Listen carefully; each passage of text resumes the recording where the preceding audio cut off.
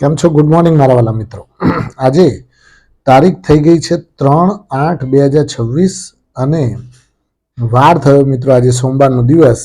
Weekly trading સેશનનો મિત્રો આજે પહેલો દિવસ અને પહેલા જ દિવસે જોરદાર તેજી સાથે ખુલવાનું ખરું ને. ગેપઅપ સાથે ખુલીશું આજે. હવે ગેપઅપ એટલે કે તેજી સાથે ખુલવાના મુખ્ય કારણો કયા કયા છે એ પણ આપણે સામે આવી ગયા છે. એ કારણો આપણે અલગ અલગ તમને જણાવીશું કે આજે કેમ તેજી રહી શકે છે બજારમાં.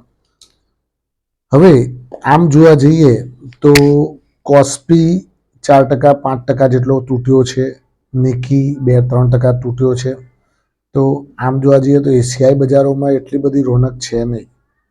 એશિયાઈ બજારોમાં તેજી ખેંચી શકે એવી કોઈ રોનક છે નહીં. પણ આપણા ડોમેસ્ટિક કારણોના કારણે આપણે આજે તેજી સાથે ખુલીશું અને તેજી સાથે જ કામકાજ કરીશું એવું પણ બની શકે.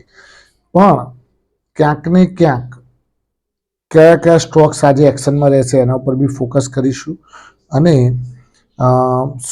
શુક્રવારે છેલ્લે બજાર આપણે ક્યાં મૂકીને આવ્યા હતા એના ઉપર પહેલાં આપણે ફોકસ કરી લઈએ. તો શુક્રવારે છેલ્લે આપણે બજાર મિત્રો નિફ્ટી 66 અંકના વધારા સાથે 24,383 અંક બંધ જોવા મળી હતી, જે સારામાં સારું લેવલ કહી શકાય. ખરું ને મિત્રો? મેં તમને કહ્યું હતું કે 24,300 ઉપર જો બંધ આપશે તો સમજજો કે કંઈક આ લોકોને ઉપર લઈ જવાની ગણતરી બેસે છે અને એ જ થવાનું. આજે તો લગભગ 24,500 ઉપર જ ખુલશે એવું લાગી રહ્યું છે મિત્રો. અને સેન્સેક્સ મિત્રો 166 અંકના વધારા સાથે 78,094 બંધ જોવા મળ્યું. ખરું ને? એટલે એફઆઈડીઆઈના ડેટા જોઈ લઈએ. હવે તો એફઆઈઆઈએ મિત્રો 277 કરોડની કેશ માર્કેટમાં ખરીદારી કરી, જ્યારે ડીઆઈઆઈએ 2266 કરોડની કેશ માર્કેટમાં એણે પણ ખરીદારી કરી. બંને જણા ખરીદારી. ચલો ભાઈ, જોઈએ ક્યાં સુધી તમારી ખરીદારી રંગ લાવે છે. ખરું ને? હવે વધનારા શેરો ઘટનારા શેરો પર ફોકસ કરીએ તો વધનારા શેરોમાં બજાજ ફાઇનાન્સ 8.3%ની તેજી. ધુઆધાર રિઝલ્ટ સારું હતું. ખરું ને? એટલે બજાજ ફાઇનાન્સે આગળ પડીને બધાને લઈને દોડ્યો. હુન્ડાઈ મોટર્સ 8.1%ની તેજી. મેં તમને લગભગ 3 દિવસ પહેલાં એક ભાઈએ પૂછ્યું હતું મને કે હુન્ડાઈ મોટર્સમાં શું કરું, તો મેં કીધું તું બોલે આગળ લેજો, કારણ કે આ તો હજુ ચાલ્યો જ નથી અને ખરેખર સારો સ્ટોક છે મિત્રો. ખરું ને?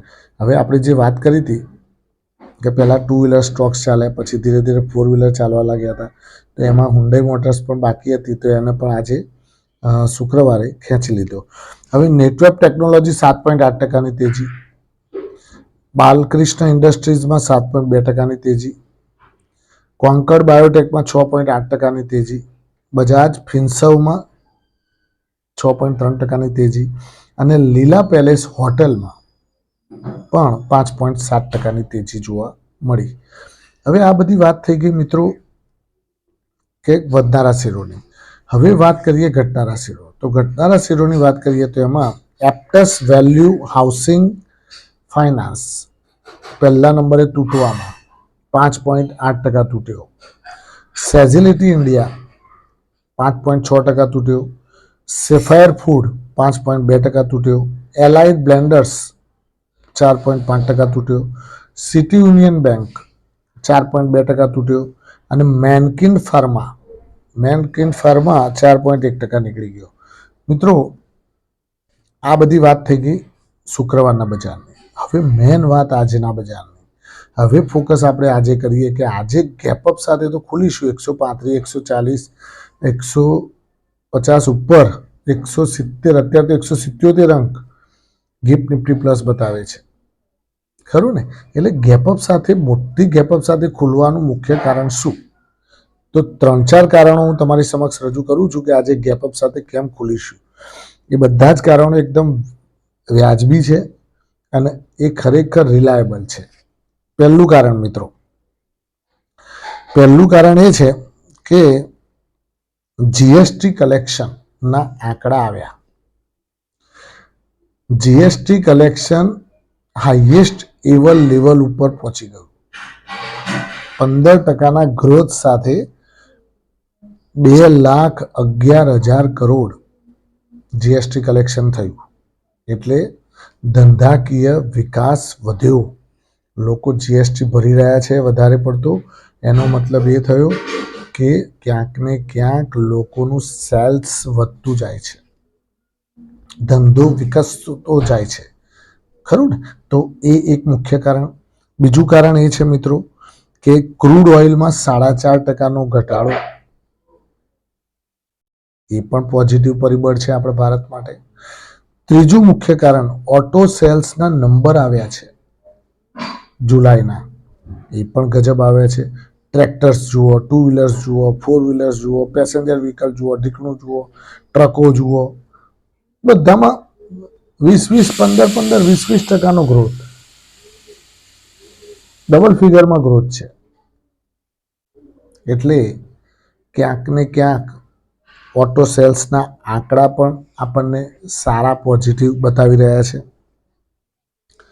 બીજું એક કારણ હજુ પણ છે મિત્રો કે ક્યાંક ને ક્યાંક વાર્તાઓ ચાલી રહી છે કે કેબિનેટમાં અમુક ફાઇનાન્સ મિનિસ્ટરમાં ફેરબદલની એક વાર્તાની ચર્ચા જોર પકડી છે.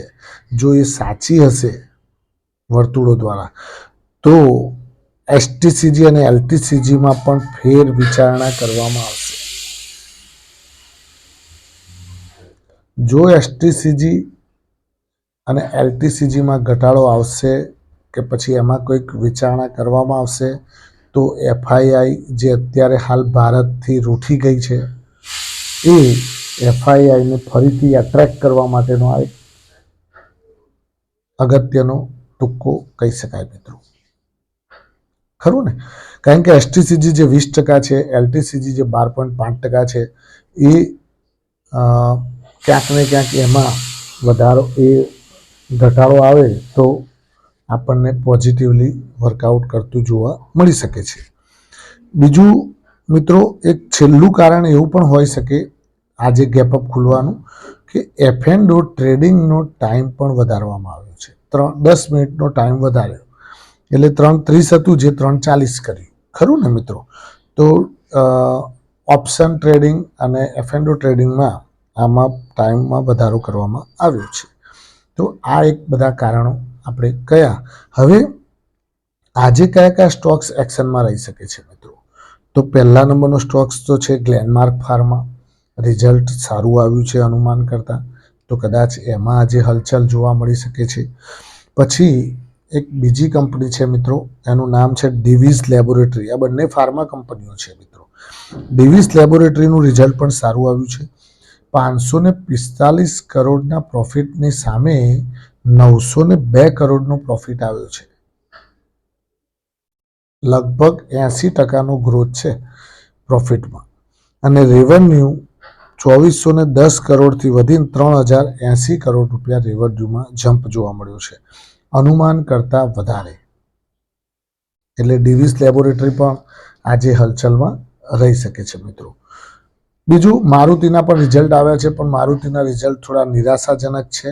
એટલે માર્જિન ઘટતું જોવા મળ્યું છે, રેવન્યુમાં ઘટાડો. એટલે ક્યાંક ને ક્યાંક મારુતિએ થોડી આશા ઉપર એની આશા જે હતી એ ઠગારી નીવડી છે. આઈટીસીનું પણ રિઝલ્ટમાં નિરાશા જોવા મળી રહી છે, રેવન્યુમાં ઘટાડો, પછી પ્રોફિટમાં ઘટાડો 14%નો, અને માર્જિન પણ 31%થી ઘટીને 26% થઈ ગયા છે મિત્રો. તો ક્યાંક ને ક્યાંક આઈટીસી, મારુતિ, આ લોકોએ આપણને નિરાશ પણ કર્યા છે. અને હવે બેન્કિંગ સ્ટોક્સ આપણને ઉપર ખેંચીને લઈ જાય તો નવાઈ ન પામતા. કારણ કે બેન્કિંગ સ્ટોક્સ એક જ આધાર છે કે જે સારું એવું આપણને નિફ્ટીને ખેંચવા માટે એ આપણને વધારે મદદરૂપ થતી હોય છે.